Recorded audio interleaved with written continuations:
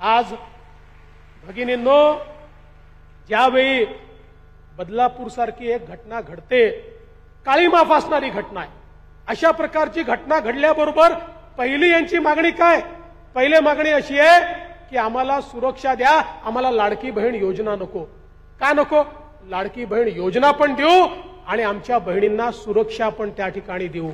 आमच्या बहिणींना सुरक्षा देऊ हा प्रश्न महत्वाचा आहे. खरं म्हणजे कधी मागे वळून पाहत नाहीत. आपल्या काळात काय झालं हे सांगत नाहीत. अरे यांच्या काळामध्ये लॉकडाऊन मध्ये देखील किती घटना त्या ठिकाणी घडत होत्या, पण तुमच्या काळात किती घडल्या, आमच्या काळात किती घडल्या, याच्या आधारावर याचं मूल्यमापन करायचं नसतं. एकाही महिलेच्या, एकाही मुलीच्या, एकाही मुलाच्या विरोधात जर अपराध होत असेल तर त्यांनी पेटून उठलं पाहिजे आणि त्या माध्यमातून आपण कारवाई केली पाहिजे. हे मानणाऱ्यांपैकी आम्ही आहोत आणि म्हणून अतिशय कडक कारवाई आपण त्या ठिकाणी सुरू केली आहे. एवढंच नाही तर आता आपण पोलिसांना आणि प्रशासनाला सांगितलंय, एकेका शाळेमध्ये जा, त्या शाळेमध्ये मुलींना विचारा तुमच्यासोबत कोणी दुर्व्यवहार तर करत नाहीये ना.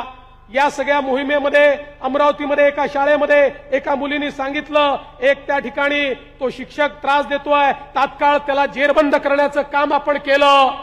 कुठेही आमच्या मुलींच्या करता जर कोणी अशा प्रकारचं काम करत असेल त्याला आम्ही सोडणार नाही. पण हे देखील लक्षात घेतलं पाहिजे, हा कायदा आणि सुव्यवस्थेचा प्रश्न तर आहेच, पण हा सामाजिक प्रश्न देखील आहे. महाराष्ट्रासारख्या पुरोगामी राज्यामध्ये आज हजारो घटना अशा प्रकारच्या घडतात. आपल्याला याच्याकडे समाज म्हणूनही गांभीर्याने पाहावं लागेल.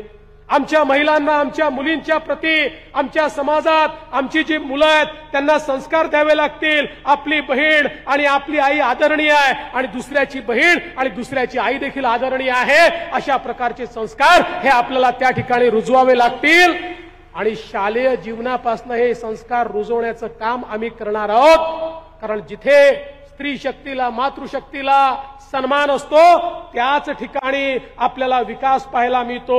अरे केवळ भौतिक विकास करून चालत नाही, सामाजिक विकास देखील त्या ठिकाणी झाला पाहिजे.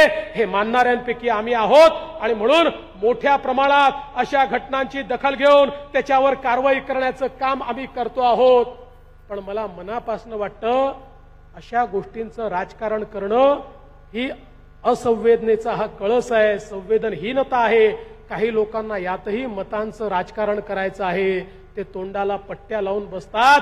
माझी त्यांना विनंती आहे, तुमच्या तोंडाला पट्ट्याच बऱ्या आहेत, कारण तुम्ही या ठिकाणी खऱ्या अर्थानं समाजामध्ये अराजक तयार करण्याचा प्रयत्न करतात. माझी तुम्हाला विनंती आहे, अरे एका तोंडानं बोलू. या ठिकाणी महिलांच्या हक्काच्या संदर्भात, महिलांच्या सुरक्षिततेच्या संदर्भात, आमच्या महिलांच्या विकासाच्या संदर्भात आम्ही एकत्रित एका तोंडाने त्या ठिकाणी बोलू शकतो. पण तुम्हाला ते बोलायचं नाहीये, तुम्हाला निव्वळ राजकारण करायचं आहे. आणि म्हणून अशा प्रकारे संवेदनशील बाबींवरही राजकारण करणाऱ्यांना त्यांची जागा दाखवून देण्याची आवश्यकता आहे.